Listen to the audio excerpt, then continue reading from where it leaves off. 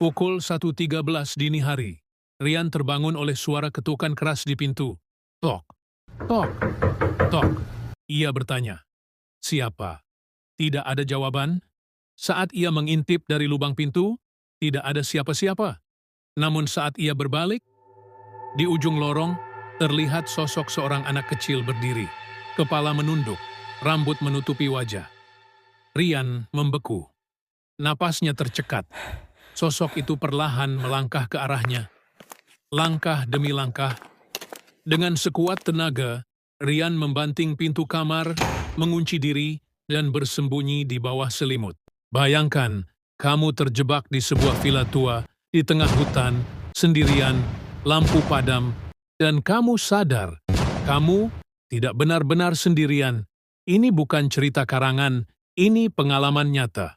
Kisah malam terakhir di Villa Sunyi. Jangan menginap di tempat ini.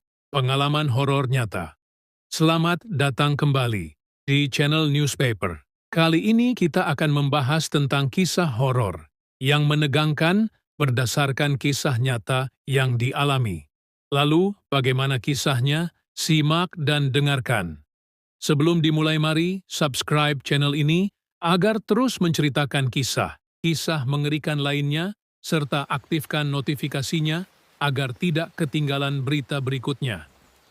Like jika kamu suka kisah ini, lalu share kisah ini ke teman atau kerabatmu yang pernah alami hal yang sama, karena ada pesan moral di balik kisah ini. Kalau sudah, mari kita mulai.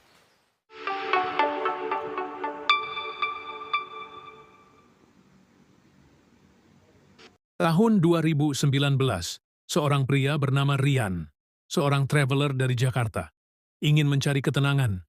Dia memesan sebuah villa terpencil di daerah Puncak, Jawa Barat, melalui aplikasi online. Villa itu murah. Terlalu murah untuk ukuran tempat seindah itu. Saat dia tiba, suasana terasa aneh, sunyi, hening.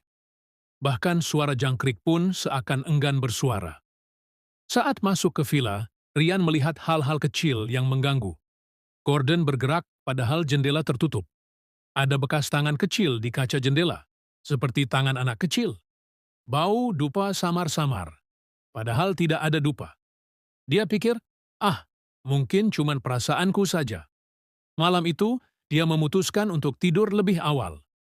Musik menegang, footage pintu bergoyang, suara langkah kaki samar. Pukul 1.13 dini hari, Rian terbangun oleh suara ketukan keras di pintu. Tok, tok, tok. Ia bertanya, "Siapa?" Tidak ada jawaban. Saat ia mengintip dari lubang pintu, tidak ada siapa-siapa. Namun saat ia berbalik, di ujung lorong, terlihat sosok seorang anak kecil berdiri. Kepala menunduk, rambut menutupi wajah. Rian membeku. Napasnya tercekat. Sosok itu perlahan melangkah ke arahnya. Langkah demi langkah. Dengan sekuat tenaga, Rian membanting pintu kamar, mengunci diri, dan bersembunyi di bawah selimut. Dari balik selimut, Rian mendengar suara ketukan lagi. Kali ini lebih keras. Tok, tok, tok, tok, tok.